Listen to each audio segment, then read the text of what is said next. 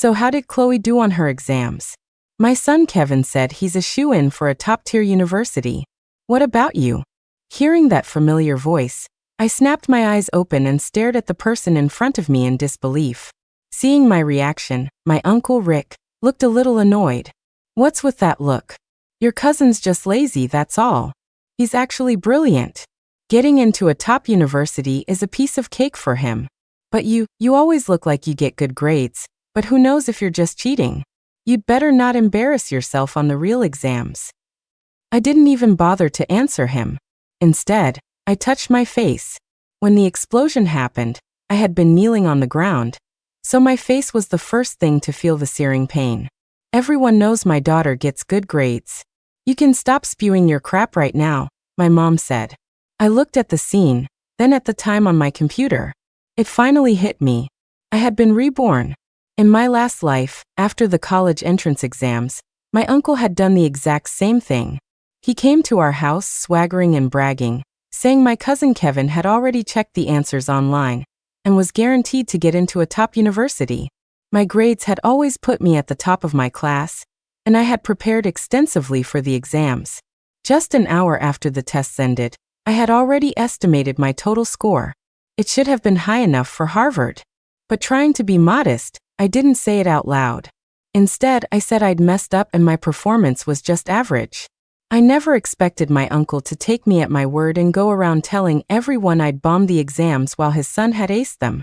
When the official scores were released, I, the one who had supposedly failed, was admitted to Harvard early with a score of 699. Meanwhile, my brilliant cousin scored less than 300, barely enough to get into community college. I thought my uncle would be furious. Instead, he showed up with armfuls of gifts to congratulate me. I always knew Chloe had it in her. I knew I wasn't wrong about you. Your cousin is a good-for-nothing. You can't count on him for anything. Since you did so well, you should go tell your father at his grave in a few days. He'll be so happy in heaven. My dad died of cancer 5 years ago. Even if my uncle hadn't suggested it, I was already planning to share the good news with him. So we quickly set a date to go back to our old hometown and visit his grave. When I arrived at my dad's tomb, I had just lit the incense and candles when I heard an explosion. My dad's headstone and I were blown into the air. I crashed hard onto the ground, spitting up mouthfuls of blood.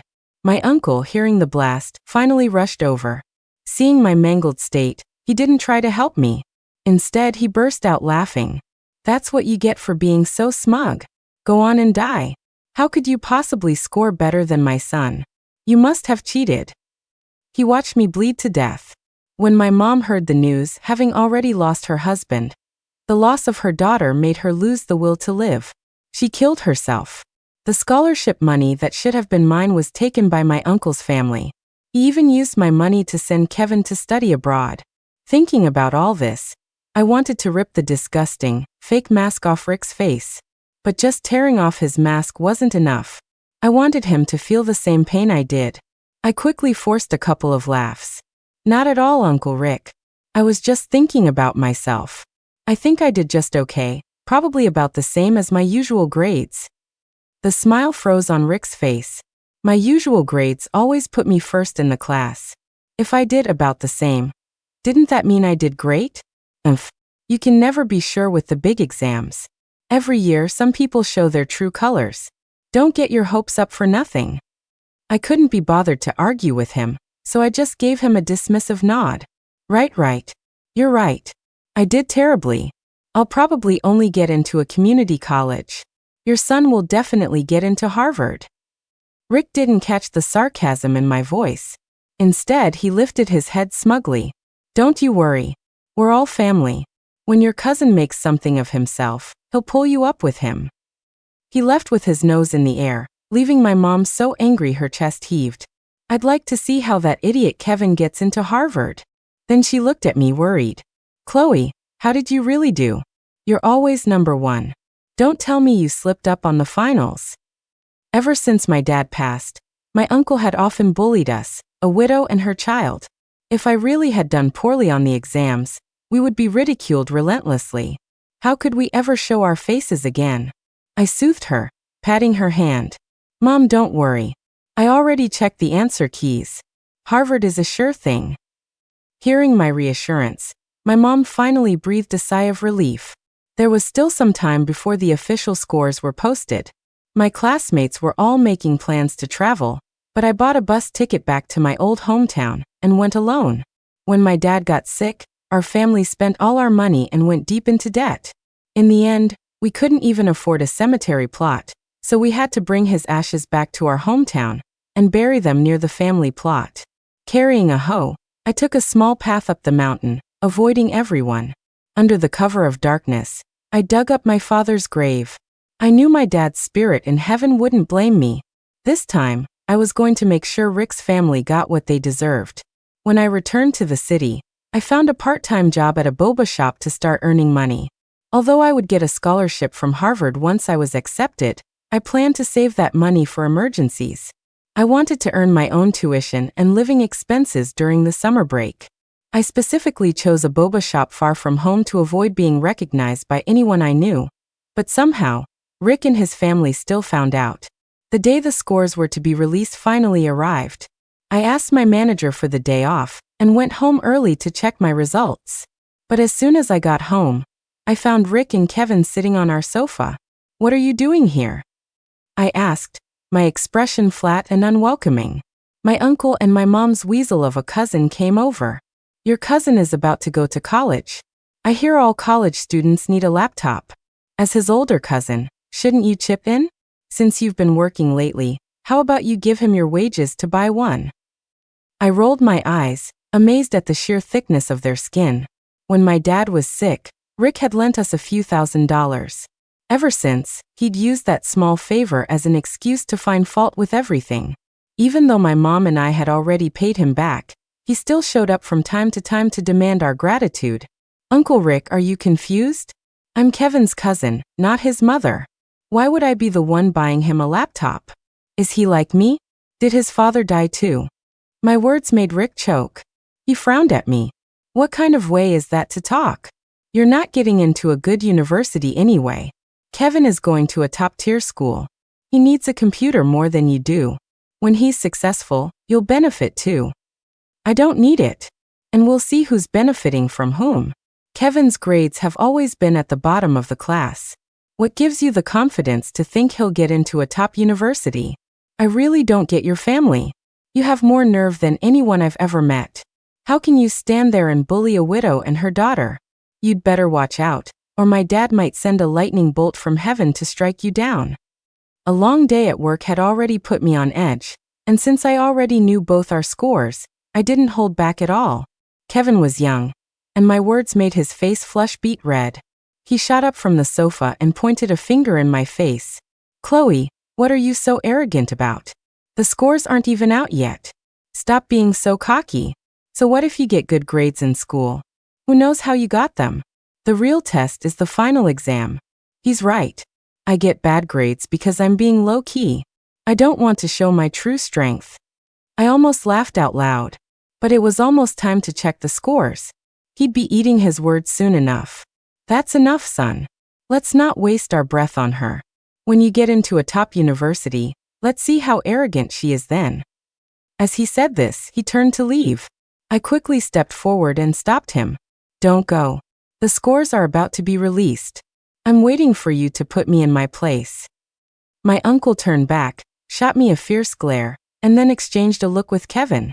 They were both fuming from my insults, and were itching to sit down and see me proven wrong.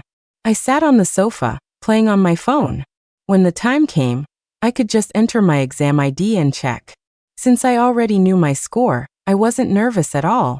Kevin, on the other hand, was distracted. He couldn't even focus on his phone, and kept looking up at the clock. "It's time. You can check now. Hurry up and log in." As soon as the clock struck the hour, my mom nervously urged me to exit my game and start checking. "The network is a little slow. It's been loading forever." "Damn it, what's wrong with this stupid network? Why can't I get in? Chloe, just smash your useless router already. We can't even check our scores." On the other side of the room, Kevin was furiously tapping his screen, cursing under his breath. "Oh, what's going on? It's not coming up. Maybe you should try a different way. My mom had no time for him. Her eyes were glued to my screen. It's up. It's up. The next second, my score popped up. My mom stared at my phone, her voice rising in an excited shout. Just like last time, it was 699. Harvard was in the bag. Honey, you're amazing. Mom is so proud of you. My mom hugged me tightly, tears streaming down her face. What's all the noise? What score did you get that's worth all this fuss? Now my mom could finally stand tall. Chloe got a 699. Kevin, what did you get? Don't tell me you couldn't even beat our Chloe. Uncle Rick and Kevin were frozen in place, the smiles wiped from their faces. 699? Are you kidding me? You. I put my phone right in front of them so they could see it clearly. So what? Is a 600 something that hard to get? So what did you get? Let me see this amazing score of yours. As soon as I finished speaking, Kevin's score popped up. I timed it perfectly and snatched his phone. Wow, Kevin, you did great. You got almost a third of my score. Impossible. You're lying. How could I have only scored in the 200s? Kevin roared, refusing to believe it. I handed his phone back. See for yourself. That's your score, isn't it? It's not mine. He snatched the phone back, his eyes looking like they were about to pop out of their sockets as he stared at the screen. Impossible. How could I only get a 200 something? This isn't my score. No, son, they must have made a mistake. It must be someone with the same name. This can't be your score. I let out a sneer and pointed to the exam ID at the bottom of the screen. You can have the same name, but you can't have the same exam ID. Kevin checked the ID against his own several times. Finally, as if all the strength had been drained from his body, he collapsed onto the sofa. This is impossible, son. Maybe they graded your papers wrong? How could you score so low? The papers must have been graded incorrectly. My uncle held the phone, starting to blame everyone but his own son. I've got it. It was a setup. I threatened the establishment's bottom line, and they wanted to destroy me. Kevin stood up from the sofa, a look of tragic defiance on his face. He pounded his chest. 10 years of hard work. Consider it my gift to you. Capitalism, you win. Before he could finish, Rick slapped him across the face. You little bastard. Is this what you call a top university? I'm going to beat you to death today. I'll teach you to lie to us. It's not my fault. Someone must have sabotaged me from behind. My score was altered. Rick rolled his eyes dramatically. When he looked back at me, his expression turned sycophantic. Chloe, you didn't disappoint your uncle. I knew you could do it. Your father's spirit in heaven will be so happy. How about this? In a few days, I'll drive you back to the old hometown, and you can tell your dad the good news. I smiled without smiling. Sure. Let's have Kevin come along too. He can pay his respects at the family plot. He is the eldest grandson of our generation after all. The ancestors will surely bless him. Rick was surprised I agreed so easily. He grinned from ear to ear, and even threw a punch at Kevin's shoulder. See how sensible your cousin is? A few days later, I packed my things early in the morning and headed back to our hometown. The old house hadn't been lived in for a long time, and was starting to fall into disrepair. After I arrived, I tidied up, boiled some water, and made a cup of tea for Rick. Seeing me act so considerate, he puffed up with pride again. You go talk to your dad at his grave in a bit. Kevin and I will head over to the family plot. We'll split up. I nodded and sat down beside him, taking out the milk and bread I'd prepared earlier. I planned to eat and then head out. Just as we finished getting our things together, and were about to head up the mountain, Rick suddenly frowned. Hold on, I need to use the bathroom. He hadn't even finished his sentence before he bolted for the toilet. When he came out, he hadn't even made it out of the yard before he ducked back in. Uncle, did you eat something bad? Are you still able to go? He had been planning this for so long. If I couldn't get him today, all my efforts would be wasted. I can go. Just give me a minute. Unfortunately for him, I had given him a special high-strength laxative. An elephant would have diarrhea for days after taking it, let alone him. Sure enough, he hadn't taken 2 steps before his stomach started churning again. This time he couldn't hold it together. Chloe, why don't you go ahead?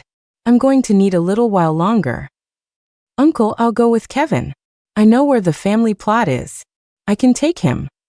His stomach was cramping so badly it felt like a knife was twisting inside him. He'd agree to anything I said. From inside the bathroom, I heard him agree. The path up the mountain was winding and muddy.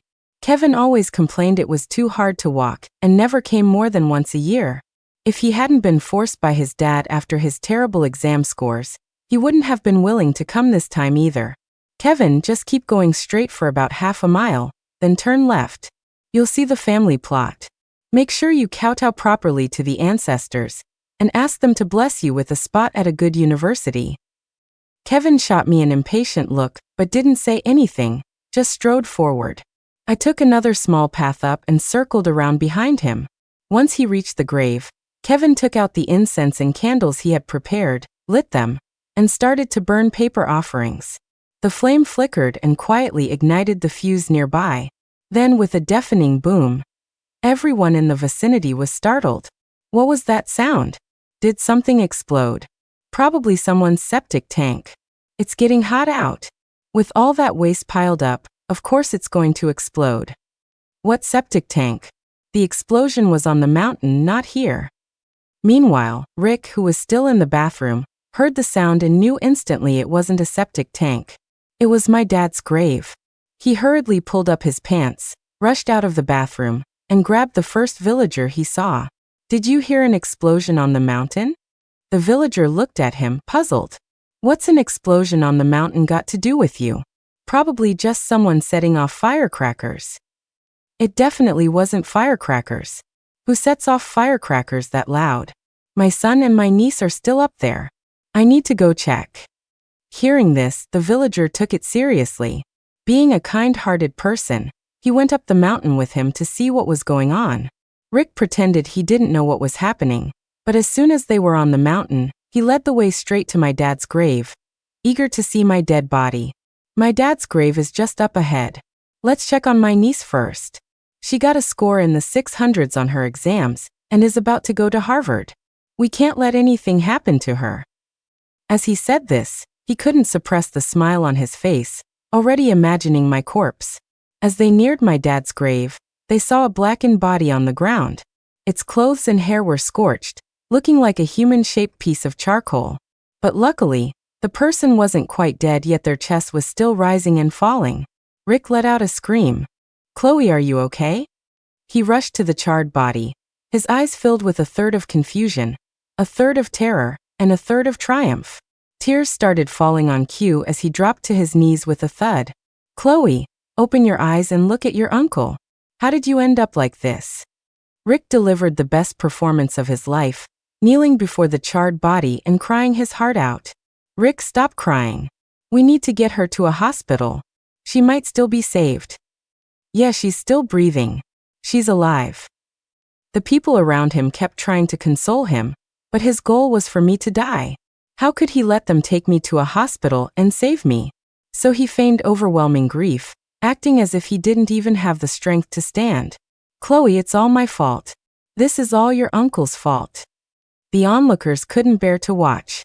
I couldn't be bothered to watch his act any longer, so I just walked out from behind the trees. Uncle, what are you crying about? I'm right here. Rick's sobs caught in his throat. He looked at me as if he'd seen a ghost, so startled that he fell backward onto the ground, his finger trembling as he pointed at me. What are you doing here? My eyes were wide with innocence. I just finished burning some offerings for my dad, and decided to come check on the family plot. What's wrong? Why are you crying? The family plot? Isn't this your dad's grave? A terrible thought began to form in his mind. The next second, my words confirmed his suspicion. My dad's grave is over there. This is clearly the family plot.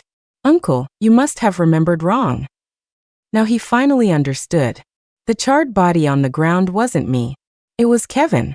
Kevin. My son. He threw himself onto Kevin's body, calling his name over and over, but the person on the ground was already breathing his last. I walked over, pretending to be flustered. What happened to Kevin? Why was he blown up like this? It must be the firecrackers you bought. They must be faulty. Chloe, you little bitch. This is your own cousin. How could you be so heartless? Rick immediately pushed the blame onto me, his eyes vicious, looking like he wanted to tear me apart. I took a step back. Uncle, how can you accuse me like that? What reason would I have to do this to Kevin? Besides, I just bought regular firecrackers. Even if they exploded, at worst they'd just injure someone. To be blown up like this, I would have had to have placed several tons of them here. The onlookers thought what I said made sense. The explosion was powerful enough to level the grave mound. It definitely wasn't caused by ordinary firecrackers. Yeah, how could firecrackers have that much power? It must have been something else. This is terrifying. Could it be a bomb? We should call the police and have them investigate. I nodded. Uncle, Kevin's injury is a great injustice. We must have the police find the person responsible. I want to see just who is so vicious they would dare to bomb someone's family grave. With that, I immediately dialed 911. Rick couldn't stop me even if he tried. Uncle, we need to get Kevin to the hospital. He might still be alive. My reminder finally made him remember his son was dying. He was about to pick him up, but as he touched him, pieces of charred skin started flaking off. The intense pain woke Kevin up. A weak voice escaped his throat. Dad, save me, it hurt so much. This time, Rick's tears were real. Son, Dad's taking you to the hospital right now. You're going to be okay. But just as he stood up to head down the mountain, the laxative kicked in again. His stomach clenched, and he instantly lost control. A thick, foul stench filled the mountain air. Everyone instinctively looked at Rick. Rick, you're a grown man. How did you soil your pants? It stinks so bad. Smells like something died. Rick's face turned beet red with shame, but he couldn't care about that now. The most important thing was to get Kevin to the hospital. With every step he took, the pain in his stomach worsened. Before he even made it to the foot of the mountain, he finally collapsed from exhaustion and passed out. I called an ambulance and had them both taken away. Hearing that the family grave had been blown up, my mom rushed over. My aunt, Rick's wife, came with her. When she saw Kevin burn to a crisp and her husband having soiled himself, she nearly fainted. After listening to my description of events, my mom immediately sensed something was wrong and pulled me aside. I remember your dad's grave was halfway up the mountain. How did it end up at the top? My dad was buried in our hometown, and my mom and I could only visit once or twice a year, let alone Rick and Kevin. Besides the day of the burial, they had never been back, so they had no idea where my dad's grave was actually located. After the scores came out, I immediately bought a ticket back home, dug up my dad's headstone, and replaced it with the one from the family plot, then moved it. When Kevin saw the name on the headstone, he thought he was at the family plot, but he was actually at my dad's grave. When he burned the offerings, the flame ignited the explosives Rick had planted. You must be remembering wrong. My dad's grave is at the top of the mountain. You must have it mixed up. Seeing how certain I was, my mom didn't press the issue. Just then, Rick woke up and started demanding to see his son. Kevin is still in surgery. How are you watching the kids? How did he get hurt so badly? My aunt cried, pounding Rick with her fists. Rick couldn't understand it either. He had meant to blow me up. How did Kevin get caught in the blast? He blamed it all on me, pointing at me with gritted teeth. It was Chloe who insisted on taking Kevin away while I was in the bathroom at home. How were you watching your cousin? This is all your fault. My aunt glared at me. You little bitch. I knew you were a curse on your cousin. How could you do this to him?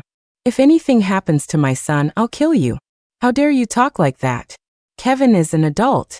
It's his own bad luck. Who can he blame? My daughter did nothing, and you throw these accusations at her. Is there no justice? My mom shot back, not backing down. Uncle, don't be so angry yet, I said. Aren't you curious who blew up Kevin?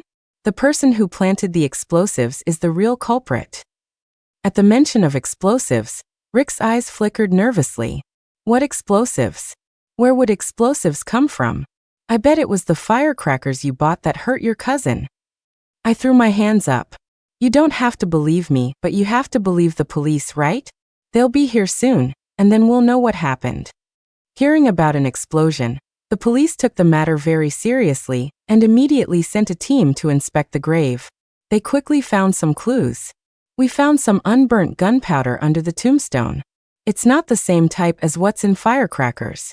It looks like someone deliberately planted it. A police officer informed us at the hospital. It must be Chloe. She's the one who hurt my son. Officer, you have to arrest her and get justice for my boy. Rick immediately started shouting, pushing all the blame onto me. Uncle, you need evidence to make accusations. You say I planted the explosives. Do you have any proof? Rick glared at me hatefully. It must have been you. Otherwise, why would you volunteer to bring Kevin back to the hometown? You two don't even get along. You must have wanted revenge. It was true that I deliberately asked Kevin to come back with me, but what kind of evidence was that? It was hardly enough to prove anything.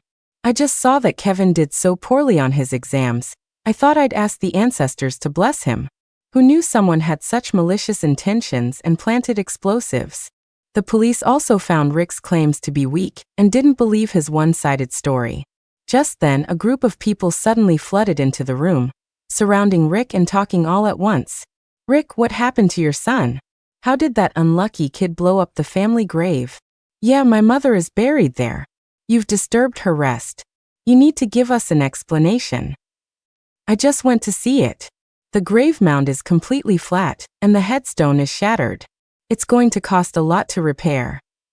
The destruction of the family grave was a major event. I had immediately contacted all our relatives and friends to let them know.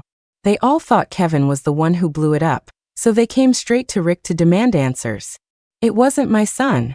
My son is a victim too. He's still in surgery. It was Chloe. It must have been her. She wanted to hurt my son. My poor boy, why is your life so miserable? If you go like this, I won't live either. Rick wailed pitifully, falling off the hospital bed in a dramatic display. Seeing him like this, the relatives were moved and immediately turned on me. You damn girl, Kevin is your cousin. How could you be so cruel? Just as I thought, a girl with a dead father has no upbringing. I looked at this group of people coldly. When my father was sick, they all avoided me, terrified I would ask to borrow money. After he died, they didn't even come to his funeral. I knew very well that these people didn't care about family ties at all. They only cared about their own interests. To them, Rick could offer them more benefits than I could, so naturally they would side with him. I sighed and spoke slowly. When I heard the family grave was blown up, I thought that as a member of this family, I should contribute to repairing it. But since you all have this attitude, I think I'll just save the money to buy a nice plot for my dad and move his grave back to the city. Hearing this, the people in the room froze. Repairing the grave would cost a lot of money, and they had come here to get that money. Now an opportunity was right in front of them, and they had just let it slip away. Don't listen to her. She's just a girl. Where would she get the money? Her dad died and left her with a mountain of debt, Rick yelled. My exam scores are out. The school gave me a scholarship. In a little while, when the acceptance letter from Harvard arrives, I'll get even more scholarship money. Where do you think I get my money? Only now did these relatives learn about my exam results. They had children of their own and knew exactly what a university like Harvard meant. The way they looked at me instantly changed. Who is Kevin's family? A nurse called out as she entered the room. Rick immediately rushed forward. I'm his father. Is my son okay? His condition is critical. You need to sign these forms immediately. We will do our best. The nurse held a critical condition notice. Rick held the pen but didn't dare to sign. I'm not signing. You have to save my son. My son is about to go to college. He'll be fine. He threw a tantrum on the floor, insisting the doctors save Kevin, but the doctors could only do their best. They couldn't bring back the dead. The nurse kept trying to persuade him to sign quickly and not waste time, but he wouldn't listen. At that moment, another nurse came out, her expression regretful. The patient could not be revived. He has passed away. Hearing this, a guttural, animal-like howl erupted from Rick's throat. Son. My son. He jerked his head up, suddenly lunged at me, and wrapped his hands around my neck. You little bitch. It was you. You killed my son. I'll kill you. I was being strangled, my vision blurring. Luckily, the police were right there and pulled him off me in time. Otherwise, I suspect he really would have killed me. I'm going to kill you. Give me back my son. Looking at his furious, desperate face, it was as if I really had done it all. Uncle, you can lie to everyone else, but don't lie to yourself. You know better than I do where the explosives in that grave came from, don't you? Some sense returned to Rick, but he remained stubborn. How would I know? You must have planted them. In that case, I took out my phone, pulled up a video, and played it for all of them to see. I forgot to tell you, Uncle. I was worried something might happen to the family grave, so I installed a camera nearby. I didn't expect to get such an interesting surprise. Rick froze, and it took him a moment to process what was happening. You installed a camera at the cemetery? Well, I was worried about grave robbers, you know? Everyone knew there was something suspicious about me installing a camera, but they couldn't say anything. The police wouldn't care, and the courts wouldn't touch it. I could install cameras wherever I wanted. The video showed Rick, in the dead of night, carrying a bag to the grave. He dug away the top layer of soil, and then laid out the explosives. He had spent a lot of time collecting them to get such a large bag. You wanted to blow me up, but you ended up blowing up your own son. Look at this mess. I guess it's my turn to gloat. With this conclusive evidence, the police could finally take Rick away. Also, he almost strangled me to death today. I want my injuries documented. He has to be held responsible.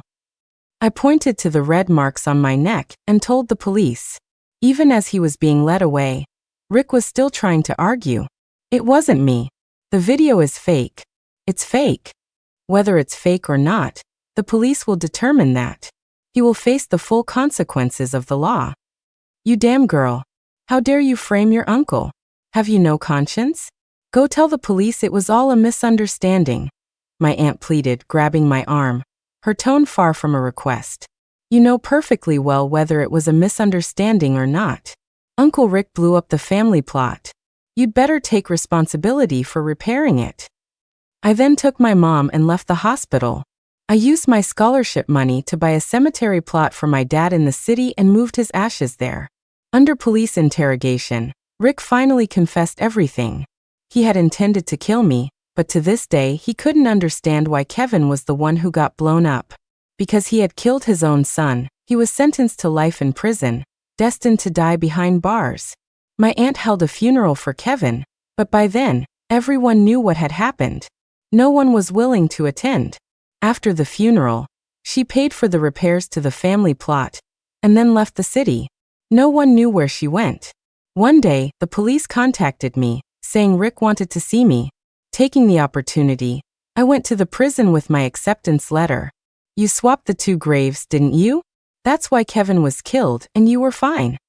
I was surprised he had figured it out. But the place was covered in cameras. I couldn't admit it. What are you talking about, Uncle? I don't understand. But let me tell you some happy news. See this? It's my acceptance letter to Harvard. I'll be starting college soon. Rick's eyes were bloodshot, and he stared at me with a ferocious expression. Don't play dumb with me. Nothing would have happened. It should have been you. This was all meant for my Kevin. Look at you, you're getting confused again. Kevin only scored in the 200s on his exams. He couldn't have gotten into Harvard. Even if he were still alive, his life would have been a mess, just like you, a useless waste. Rick lunged at the glass partition, trying to hit me, but was restrained by the guards. The visit ended abruptly. Holding my acceptance letter, I walked out of the prison with my head held high. From now on, only a bright future lay ahead of me. Let's collect our thoughts and move on to the next story. Amidst the noise, I slowly opened my eyes, realizing the sounds were coming from outside my door. I struggled to my feet, walked to the entrance, and saw that my neighbor's door was wide open. Groups of people were sitting around, some burning paper offerings, others chatting. My neighbor's daughter, Maya, who looked to be about 5 or 6, a little sprout of a girl, was squatting in a corner, head down, burning paper. I opened my door, poked my head out, and looked down the hallway. It was filled with funeral wreaths. Just then, someone else came in, and a mournful tune started playing downstairs. It was then that I understood. I had been reborn on the day my neighbors passed away. In my previous life, the couple across the hall died in a car accident, leaving their 8-year-old daughter, Maya, with no one to care for her.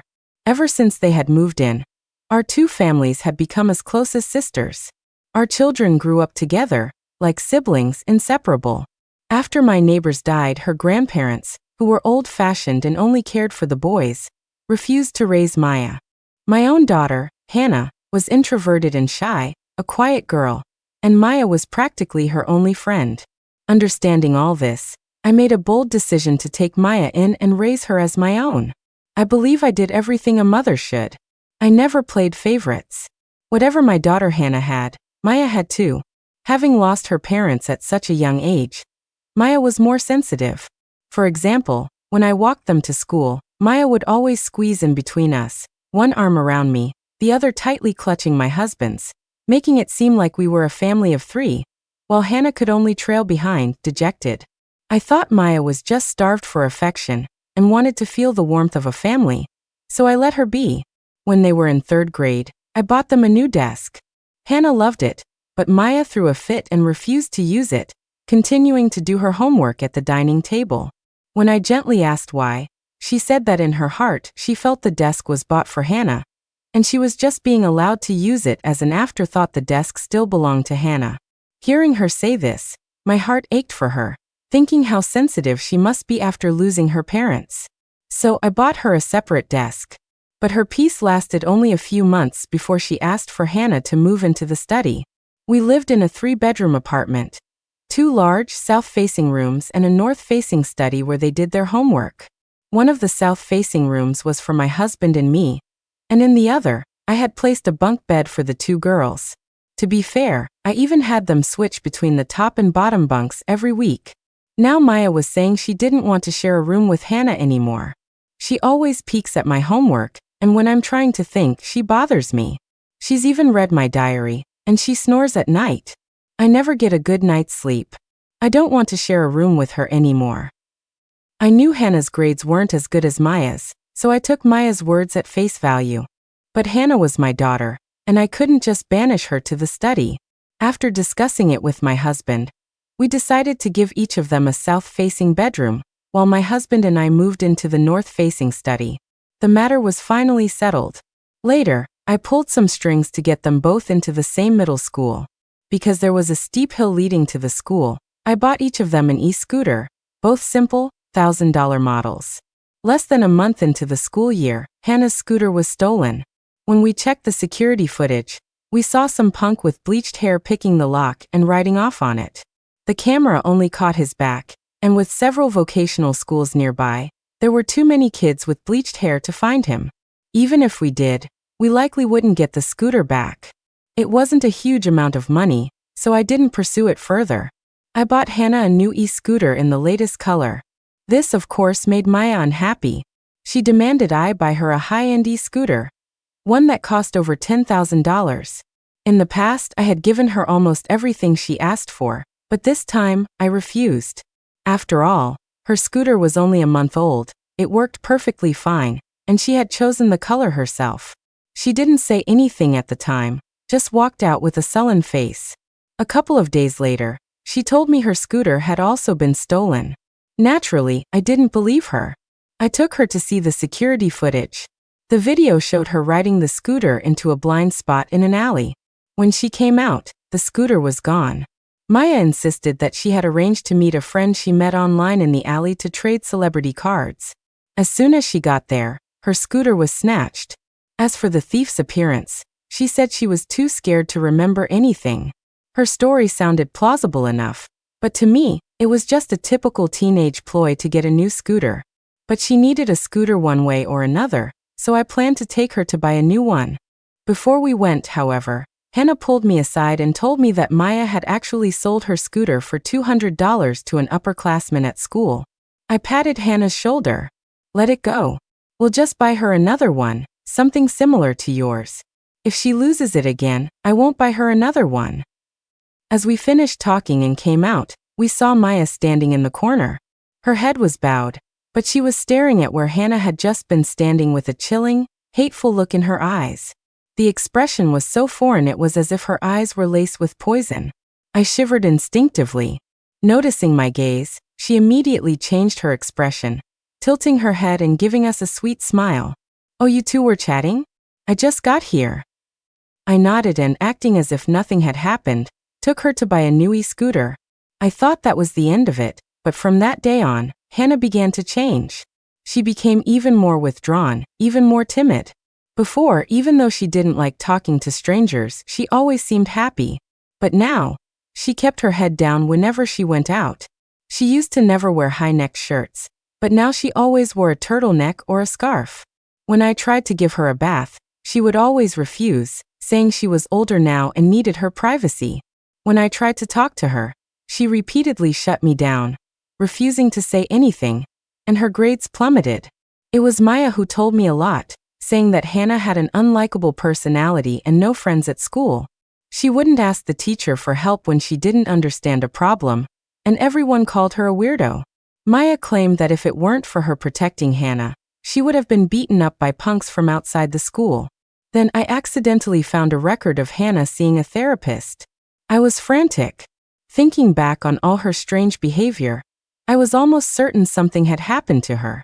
I didn't want to alarm her, so I planned to subtly ask her teacher about it after school. But the teacher called me first, asking me to come to the school. When I arrived, she handed me a diary. It was Hannah's. Word by word, she had written about her sorrow and pain. As I read it, my anger surged. In the diary, Maya had spread a lie. She had told everyone that she was my husband's biological daughter, and that I had killed her mother before marrying him and bringing Hannah into the family. She had spun this tragic drama, making it sound so vivid and believable that, terrifyingly, Hannah had believed it. She was young and timid, too scared to tell me anything. And when she thought about all the times Maya acted cute, and I gave her everything she wanted, she became even more convinced of Maya's story. Her grades dropped, and she poured her most tangled feelings into that diary every day. When Maya found the diary, she took it to school and read it aloud to the other students. At that impressionable age, everyone believed it. They laughed at her, calling her an illegitimate child, the daughter of a homewrecker. Maya used this opportunity to have everyone isolate her, getting the school bullies to torment and bully her. The diary incident blew up and was finally discovered by a teacher, who confiscated it and called me. I was furious. I rushed home, a fire of rage burning inside me, but the house was empty. I immediately turned back, searching the route between the school and our home. I searched everywhere they might have gone until it was almost dark, but I couldn't find them. Then my phone rang. Someone told me my daughter had fallen into the water and was no longer breathing. I was thunderstruck, on the verge of collapse. By the time I reached the hospital, Hannah was already covered with a white sheet. Beside her, Maya was crying, trembling, her heart seemingly broken. I don't know why she suddenly jumped into the river. She was already in a bad mood, and she asked me to go for a walk with her today. Why would she suddenly do something so rash? Mom, please don't blame Hannah. Maybe death is a kind of release for her. But Mom, don't be too sad.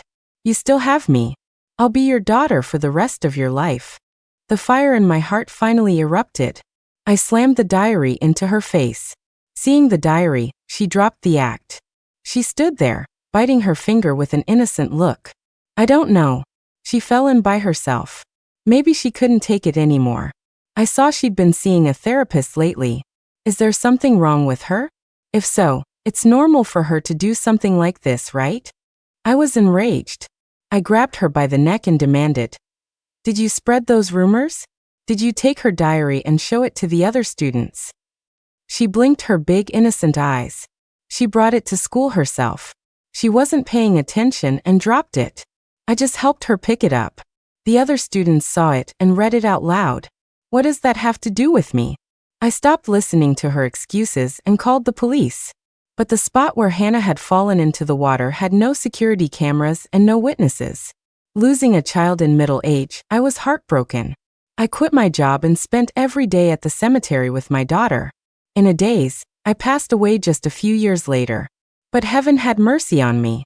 I was reborn, back when my daughter was still alive. This time, I would make that ungrateful wolf pay the price she deserved. The mournful sounds continued outside. I found them grating and shut the door. The next second, there was a knock. I looked through the peephole. It was Maya. I opened the door. At this point, Maya was just an 8-year-old child, her features still soft with youth. But unlike my memories of the last life, her expression was flat, almost devoid of sadness. When I opened the door, she walked right in and asked, "Auntie, can you adopt me?"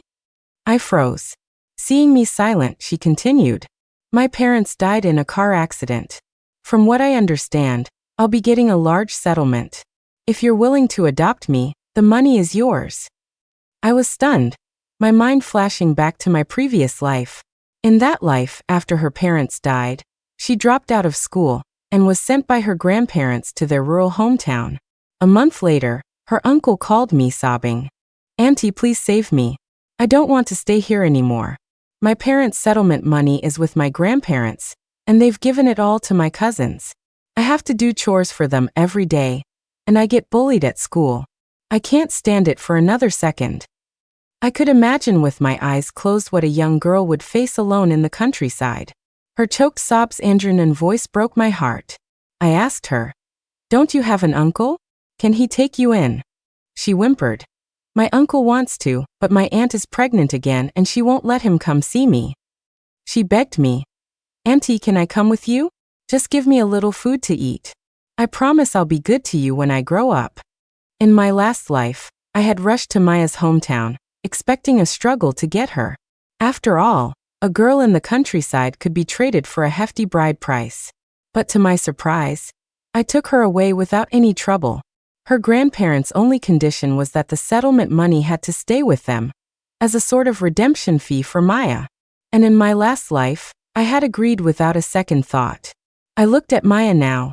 Her face was etched with impatience. Seeing my gaze, she quickly composed herself and pleaded again, "Auntie, my parents' settlement is in the 6 figures. If you're willing to raise me, I'll bring the money with me. Besides, Hannah and I are good friends. If you take me in, it'll be like getting a companion for her, right?" Remembering her grandparents' unreasonable behavior in my last life, I casually asked, "Will your grandparents agree to give me the settlement money?" Her face darkened, and she bit her lip fiercely. I'd burned that money before I let them get a single cent. I was struck by how different she was from her past self. She pleaded again, "Please, Auntie, just give me a little food, and you can have the money. I'll never ask for it back." Never ask for it back? Thinking of her viciousness in the last life, I shuddered and then firmly refused. "I'm afraid that's not possible. You have so many relatives, your grandparents are still around. Legally, I can't adopt you." She started to cry, her sobs racking her small body. "My mom said they're all bad people, that they're only after my money and will hurt me. But you're different. You and my mom were so close. She told me to come to you if I ever needed help." I thought for a moment, then said with some difficulty, "Auntie's house only has 2 bedrooms. The other room is a study, and your uncle often needs to work in there. I'm afraid we just don't have space for you." "Then you could buy a bunk bed," she said eagerly, then quickly added, "I mean, I can share a room with Hannah. We can get a bunk bed. I can pay for it." She clasped her hands together, begging desperately, "Please, please, just let me stay for now." I thought for a moment, then opened the door. "All right, come in for now. But let's be clear, we only have the north-facing study available. If you're willing, you can stay in there for now." She said anxiously, "Can I stay with Hannah?" I shook my head. She likes to have her own space in her room, to do her own things. She doesn't like to be disturbed. Her eyes dimmed for a moment, but then she nodded. "Okay." She turned to go home and pack her things. I stopped her. "My company just had pay cuts, and your uncle might be facing layoffs. We really don't have the extra money to support you." She gave me a strangely unfamiliar look, then said, "Don't worry. I'll bring the settlement money over." The commotion of her moving attracted her grandparents, who immediately surrounded her, trying to stop her. "We don't care where you go, but you leave your parents' settlement money here." Maya shook her head and pointed at me. "My money is with her now. You can ask her for it." Then she gave me a look. Fine. She quickly denied it to the crowd. She didn't give me any money. Her parents are gone and her family's house is rented. She just came to me to ask if she could move in with us. Impossible. Her grandmother pointed at me and screamed, "This kid is just a child. If she says she gave you the money, she gave you the money." With that, she collapsed onto the floor, wailing, "My poor son. You've only been dead for a short time, and your home is already being taken over." She then took out her phone and started recording me. "Everyone, come and see. My son just died, and this neighbor is already after his settlement money. Is there any justice in this world? Who can you trust anymore?" I gave Maya a strange look. She was staring back at me with a pleading expression. Maya's grandmother was howling, and soon her male relatives gathered around, pointing their fingers and yelling at me. I threw my hands up in surrender. "I don't have any money. I just agreed to let her move in for now. She never gave me any money." The woman continued to wail. "You're an adult. You could easily trick her out of her money with a few words. Besides, how could a child lie?" Seeing that she wouldn't believe anything, I simply turned on my home security camera and played back the footage for them. The camera had captured everything Maya said when she came to me, including all the nasty things she said about her relatives. The faces of Maya's grandparents changed. Her grandmother, her face contorted with rage, raised her hand to slap Maya, but Maya, her neck stiff, screamed first. "You're all terrible people.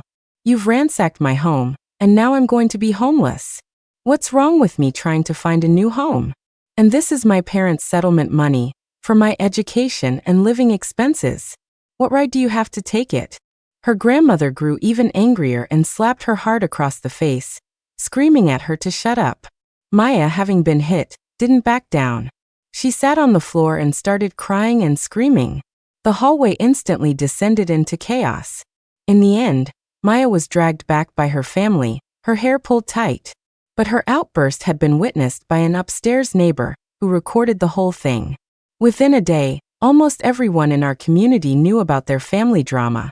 Under the fire of online criticism, her uncles, no matter how much they coveted the settlement money, didn't dare to make a move openly. Under the supervision of a community worker, the family promised not to touch Maya's support fund. Her grandparents handed over the bank card, and after arranging the funeral for Maya's parents, they all went back to the countryside. Before leaving, her uncles pulled her aside and took turns trying to persuade her. "That neighbor of yours is an outsider after all.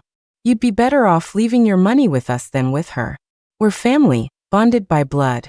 If you leave it with us, I'll only use a little for your cousins. How much could that be? The rest will still be yours. Besides, if we raise you well, it'll make us look good, right? How could we possibly mistreat you?" Finally, her eldest uncle patted her on the shoulder. "We're not going to force you now. Go back and think it over. Who's really your family? In a while, when you've calmed down, your uncle will come find you and take you out for a nice meal." Maya just kicked at a stone board, as if she hadn't heard a word. Seeing that she was immune to their persuasion, they could only glare at her before leaving. Once the crowd at the door dispersed, she started banging on my door again. She knocked until it was nearly dark, and then I finally opened it. Her face was full of anxiety. Before she could speak, I cut her off. "Why did you lie that day and tell everyone the money was with me? You know what those people are like. If I didn't have security cameras, wouldn't I have been beaten to death by your family by now?" I started to push her out. "You should just go. If your family finds out you're staying with me, they'll definitely come looking for me." Her eyes instantly turned red, and she burst into tears. "Auntie, I had no choice that day. I didn't mean to hurt you. I just want to live with you." I still refused. "I have a daughter of my own. I don't want to get involved in your family's mess. Since you have money, you can take care of yourself, or find some other kind aunt or uncle to adopt you." I tried to shut the door, but she desperately pushed against it, preventing me from closing it. But what could a 7 or 8-year-old child do against the strength of an adult? Just as the door was about to close, she suddenly screamed, "Auntie, please take me in. I know you're a kind person. Can you really bear to see me, an orphan, living all alone? Besides, I know things about the future. If you're willing to raise me, I can help you make a lot of money. I was stunned for a moment, and then it hit me. She had been reborn too. Yes, compared to the timid girl who first came to my house in the last life, it was no wonder this version of her was clinging to me like a leech. I finally understood where her maturity and calmness came from. Seeing that I had stopped trying to close the door, she squeezed inside and pressed a bank card into my hand. The community worker helped me get a new card. She split my parents' settlement into 6 different cards. This is one of them. It's more than enough for you to raise me. She pleaded loudly. Auntie, I told the community worker you were willing to raise me, and that's why she gave me this card. I'm begging you, please raise me. Her shouting at my door was attracting attention. I paused for a moment, then took her to check the balance on the card. It was a 5-figure sum, certainly enough to support her for a long time. As she requested, I used her card to pay her school fees. And just like when she first came to my house in the last life, she obediently moved into the north-facing study. During this time, she was well behaved. Under my watch, she and Hannah went everywhere together. After a month, she came to me. Auntie, I don't want to stay in the study anymore. It's damp and cold. My mom said girls shouldn't live in north-facing rooms. And I asked Hannah she's willing to share a room with me. She shook my arm, cooing. Auntie, please let me share a room with Hannah. We can get a bigger bed. I can pay for it. I thought for a moment. All right, let me tidy things up. I'll let you know. She nodded vigorously, her eyes shining with excitement. Thank you, Auntie. A week later, I told her the room was ready. Her eyes lit up. She packed her things at lightning speed and headed straight for Hannah's room with her suitcase. I stepped in front of her, blocking her way. Auntie might not have been clear. You're not moving into Hannah's room. Hannah likes her privacy, and I don't want to disturb her. I've thought about it seriously these past few days. After all, you're not my daughter, and it's not right for us to always live together like this. I can't legally adopt you either. So, I've decided to rent the apartment downstairs for you. It's a 1-bedroom with a small yard, and it's close. I can check on you, and it'll be easy for Hannah to come visit. What? She was dumbfounded. Auntie, you weren't like this before. I remember you let me live with Hannah once. Have you forgotten? She stared at me intently, as if searching my face for a clue. I pretended to think for a moment, then looked at her blankly. Are you talking about when you were 3? Your parents were still around then. You'd come over for a night, and of course Hannah was happy. But sleeping in the same room every day wouldn't be very convenient. I knelt down and spoke patiently. Maya, I wanted to adopt you, but I've asked a lot of friends. And since you have family, no one advises me to. So it's better if we live separately. But don't worry, I patted her shoulder. I can visit you anytime. I specifically rented a place with a yard for you. If you get bored, Hannah can come down and play with you. No, I don't want to, she cried, throwing a tantrum on the floor. I want to be with Hannah. I'm only 8 years old. How can I live by myself? She looked up at me with teary eyes. I told everyone online that I'd be living with you. They're all calling you the kindest neighbor. If they find out you kicked me out, what will they think of you? I smiled. I've been struggling with this too, so I posted about it online. I showed her a video on my phone. Most people think I shouldn't adopt you. The few who support the idea are being told they're just talking big because it's not their problem. So I've thought it through, and that's why I rented the apartment for you. Her face turned pale, and she kept muttering, No, no. I sat down beside her patiently and stroked her hair. The netizens are right. It's easy for them to say things when it's not happening to them. Raising a child is different from raising a pet. You're a person and a girl at that. Raising you would take a lot of energy. And as you can see, I'm already busy with work and taking care of Hannah. It's a lot, she argued. But Hannah and I can take care of each other. No, you're both minors, and I would be responsible. Plus, you've made such a big deal of this already. Everyone is watching. I don't want to live under a microscope. This was never my problem to begin with, so for everyone's sake, it's better if you live downstairs. I smiled gently.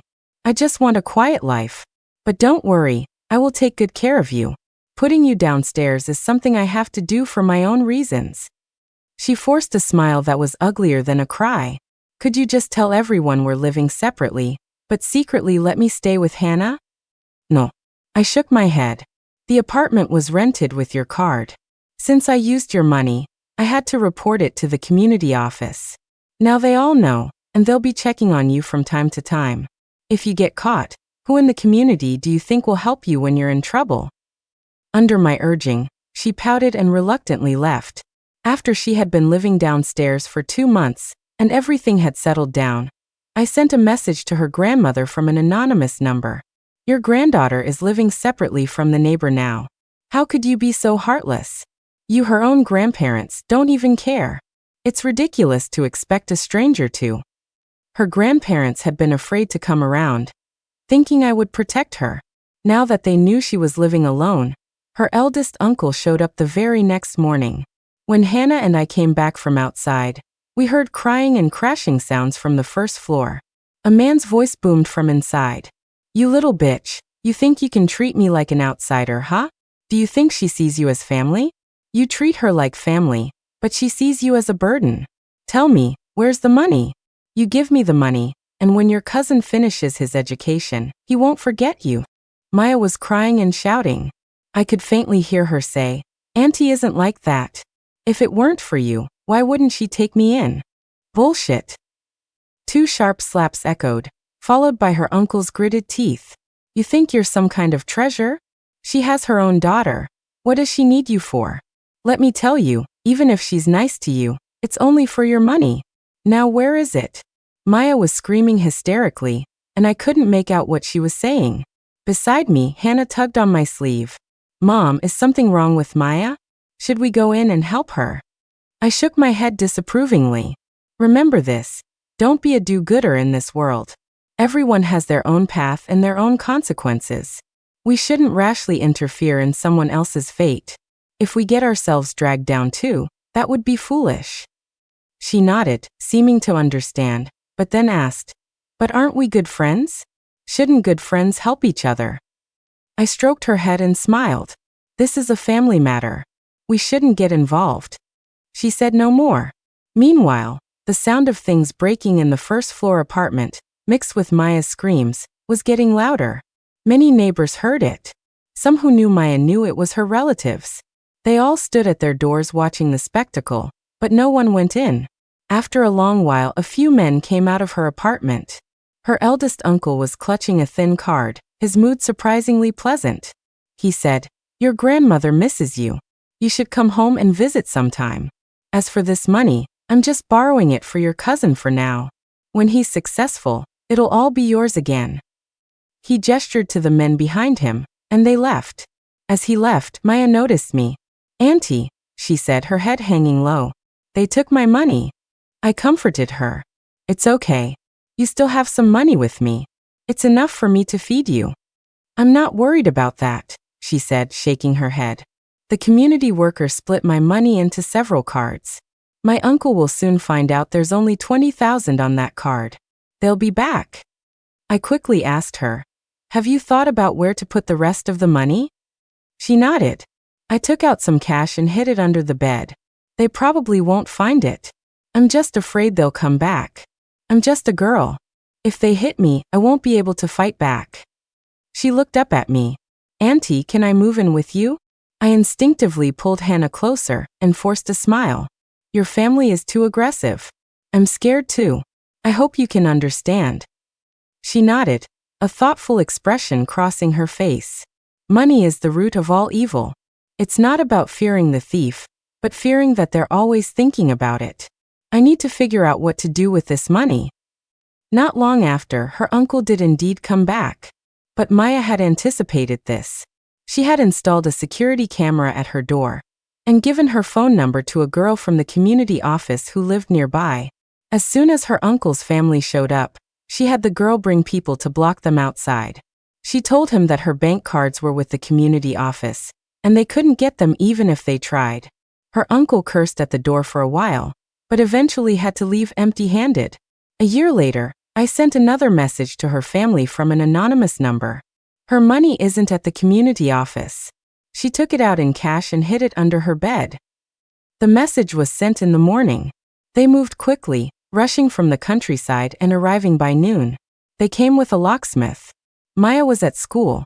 They didn't stay long in her apartment before leaving. Seeing their triumphant backs, I figured they had succeeded. It was 3 months before Maya realized the money was gone. She reported it to the police immediately, but too much time had passed. The locksmith had dismantled the security camera on her door. With no evidence, the police could do nothing. Maya knew who had done it, of course, but she didn't dare confront them. She had no choice but to swallow her loss. That evening, Maya came to me. "Auntie, can you do me a favor?" I asked her what was wrong. She said, "I have too much cash on me. Can you help me buy an apartment in the West End? I have about 400,000 now. Half of that, 200,000, is enough to buy a 3-bedroom apartment." I asked her, "The West End is mostly cemeteries. Why would you want to buy there?" She said, "Do you remember what I told you? I have memories of the future. The West End is going to become a wealthy district." She was right. 10 years later, the area underwent a massive redevelopment. The subway lines covered the entire district, and high-end shopping malls and prestigious schools moved in. Overnight, the West End transformed from a rural area into a high-end residential zone.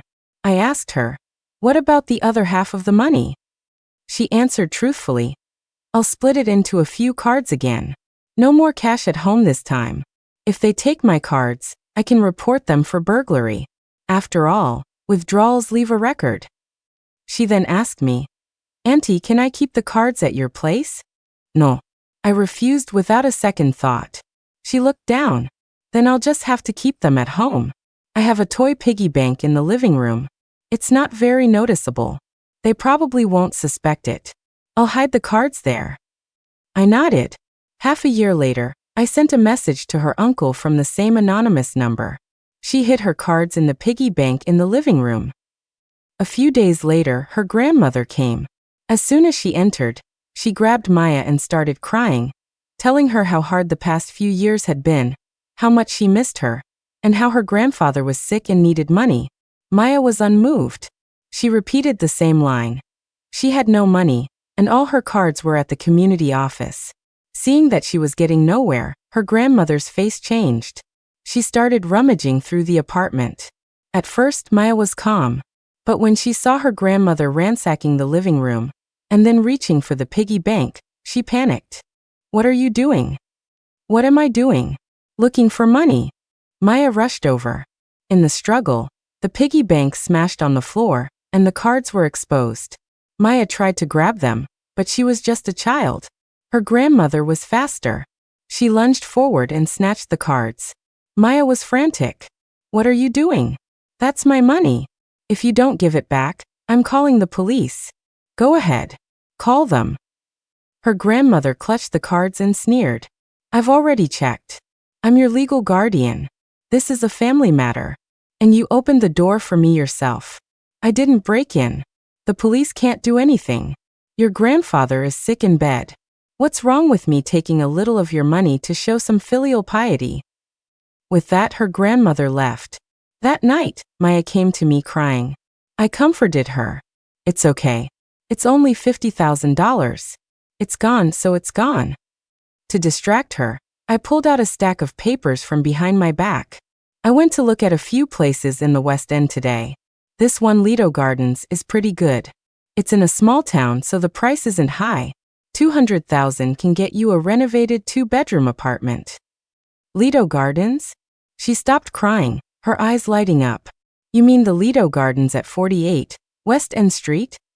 I wasn't surprised that she knew the address so precisely, even though she had never been there. I looked at it today. The building is relatively new. Even in 10 years, it won't be too old. "Okay," she nodded eagerly. "Let's get that one. Auntie, please take me to buy it this weekend." With the house purchase settled, she was no longer sad and left, humming a little tune. A house in the West End would be worth 10 times as much in 10 years. The money her relatives had taken was nothing compared to the skyrocketing property value. She was happy, and I was even happier. In my past life, after my daughter's accident, I was too grief-stricken to continue raising her. When she got to high school, with no one to support her, she had to work part-time while studying. Eventually, she couldn't keep up, and her grades plummeted. She barely managed to get into a third-tier college. With no money for a private university, she ended up at a vocational college in another city. So, she only knew the basics about the West End's development. What she didn't know was that while the West End would indeed undergo massive redevelopment in 10 years, an ancient tomb would be discovered under Lido Gardens during the demolition. As a result, 10 years later, Lido Gardens would become the only urban village in the West End, never to be demolished. I took her to buy the house the next day. She was greedy and even had her eye on the larger 3-bedroom apartment next door, which cost $300,000. According to the redevelopment calculations for the West End, that one apartment could be exchanged for 3 new ones, each worth over $1 million. It was enough for her to live comfortably for the rest of her life. She paid gleefully and completed the transfer. Perhaps because she had bought the house and I had helped her with such a major life event, our relationship grew closer. During this time, she started coming to our house more often, asking me about Hannah's middle school application. I told her I planned to enroll Hannah in a well-known private middle school nearby, and was already pulling strings to get her in. That school was one of the best in the city, filled with the children of wealthy families. If she could get into their social circle, even the pocket change they dropped would be enough to cover her living expenses for a month, not to mention the connections she would make. In her last life, she had wanted to go to that school. Her grades were good enough, but she didn't have the money. Now hearing me say this, her eyes lit up. She quickly asked me how to apply. I told her the tuition alone was nearly $100,000 a year, not to mention room and board, uniforms, and living expenses. And attendance at this school required living on campus. Hearing this, she immediately begged me to help her apply too. Her grades were much better than Hannah's. With the right connections, she would have an easier time getting in. She gave me her bank card and told me to do whatever it took to get her in. At this point, she only had $90,000 left on her card. Including the cash she had hidden at home, she had at most $100,000 or so. $100,000 was barely enough for 2 years of tuition. I asked her how she planned to pay for living expenses and future tuition once she got in. She told me not to worry about it. Once I'm in school, I'll be living on campus. I won't starve. I'll rent out my house in the West End, and that will bring in some income. And since I'll be at a prestigious school, I'm sure I'll be able to make money somehow. I nodded and took her card. Once the card was gone, she only had $100,000 left at home. She looked at me. Where do you think I should keep this money? I thought for a moment. Probably back in the piggy bank in the living room. It's unlikely they'd look in the same place twice. And now that your uncle knows you bought a house, he probably thinks you're broke.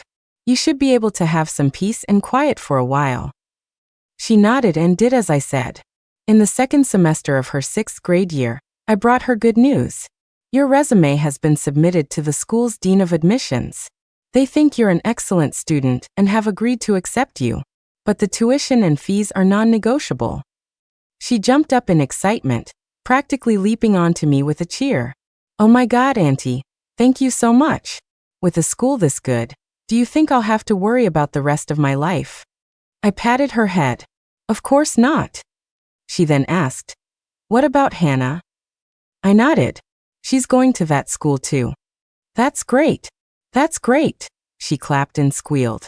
A few months later, after the middle school entrance exams, the acceptance letter from the private school arrived. It was finally a done deal. Maya was overjoyed, as if she could see her bright future unfolding before her. But she was celebrating too soon. I didn't know any dean of admissions, nor did I have any connections. I had simply given Maya's resume to an agency that specialized in school admissions. The agency charged a $90,000 fee, and the receipts were all legitimate. No matter how Maya investigated in the future, she would never be able to trace it back to me. Besides that, she should have had over $100,000 left. These past few years had been too comfortable for Maya. With the acceptance letter in hand and the house bought, it never occurred to her that her grandmother was still after her money. So when the security camera on her front door broke, she didn't bother to fix it. When her grandmother started banging on the door in the middle of the night, I heard a scream, followed by Maya's panicked shouts. What are you doing here? Why are you back again? I told you, I have no money. Through the floor, I couldn't hear what her grandmother was saying. Hannah had also woken up. She craned her neck, wanting to look outside, but I pulled her back and shut the door. I told her, from now on you and Maya are no longer friends. If you see her, stay as far away as you can. Everything I'm doing now is to help you. She still wanted to go out, so I locked the door and closed the windows, completely shutting out the noise from outside. In the morning, Maya knocked on our door. Through the peephole, I could see a cut on her lip, a large bruise on her face, and her eyes swollen from crying. She knocked relentlessly until I had my husband take Hannah to her room, and then I opened the door. I was still thinking of how to comfort her when, the next second, she stared straight at me, her eyes icy and unnerving.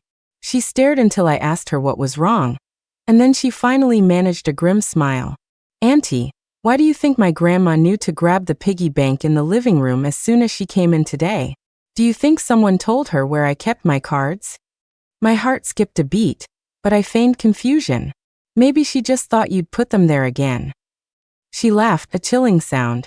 Auntie, I've suspected something for a while now. Every time I tell you where I've put my money, my uncle manages to find it without fail. I haven't told anyone but you. So, did you tell them? Seeing I was about to speak, she smiled again and cut me off. You're going to say it's all a coincidence, right? But you didn't know, did you?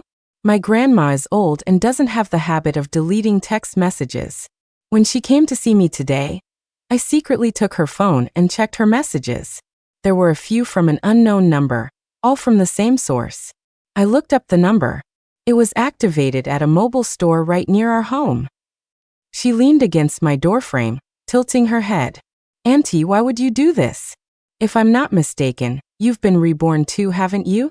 She put a finger to her lips in a shush gesture. I know you must be cursing me, calling me an ungrateful wolf, but I'm not convinced. In my last life, I tried so hard to be your daughter, but you always put Hannah first. Why should I always be second to her? I'm prettier, I'm smarter, just because I don't have a mother? Did I ask for my parents to die? She smiled. So she deserved to die. She was always the extra one. Weak and timid. I had everyone isolate her, and she couldn't take it. What's the point of someone like that being alive? Since she was being so direct, I asked her, you suspected me from the beginning? Then why did you still tell me everything? She laughed. No, Auntie. At first, I really did want to be your daughter. When you refused to let me live with Hannah, I thought it was because I had posted the video of my grandma online, and you were afraid of the public backlash. I even felt guilty. It was only when my uncle came the second time that I started to suspect you. The little money my grandma and uncle took was nothing to me. It was worth it to spend a little to test if you were reborn. Besides, even though I never trusted you, you were the only person I could use for buying the house, for getting into middle school. I needed you for those things. But now that's all done. From now on, I don't need you. On the other hand, look at Hannah. When she goes to boarding school, how will you be able to help her? She may have your love and a complete family, but she's terrible at handling relationships. I can just say a few words, and she'll be isolated all over again. Thinking of the last life seemed to make her smug. I burst her bubble. Sorry, but Hannah didn't get into that school. I found a public middle school for her, and our whole family is moving there. She froze, looking petrified, completely stunned. I looked at her and couldn't help but sneer. Admissions are already closed. I'm afraid that private school is your only option now. She didn't speak, just stared at me, her body trembling slightly. After a long pause, she suddenly laughed. Fine. So we're not together. I've just lost a follower, but in this life, I have a house and money. Right, I said, playing along. Your house is indeed the only asset you gained from your future memories. As for money, you lied about the settlement amount from the beginning, didn't you? If my calculations are correct, you should have about $300,000 left. Enough to get you through middle school. What? Her eyes widened. How do you know I have that much money? I shrugged. I rented the apartment for you. Did it never occur to you that I would install cameras? And while we've been talking, The money in your house has already been taken. You know I keep them updated." "What?" She was completely dumbfounded, then scrambled out the door in a panic. While she was distracted, I quickly packed up the rest of our things, tucked the house key under the doormat, and left with Hannah. I had already listed the apartment with an agent, who sold it at a low price. I used that money to buy an apartment in the West End, the one that would actually be part of the future redevelopment, torn down and rebuilt into a luxury high-rise. I then took out a loan on top of my savings to buy a 2-bedroom apartment in a good school district. It wasn't big, but it was enough for our family of 3, and the schools were excellent. I heard about Maya a few days later. Her gambler cousin from the countryside had lost a huge amount of money and was desperate to pay off his debts. When I told them that Maya had lied about the settlement amount and still had over $300,000, they came immediately. By the time Maya got home, they had just found the bank cards. Maya fought with them, threatening to report them for burglary if they took the money. In the struggle, her cousin knocked her unconscious. Fearing future trouble, he set the house on fire.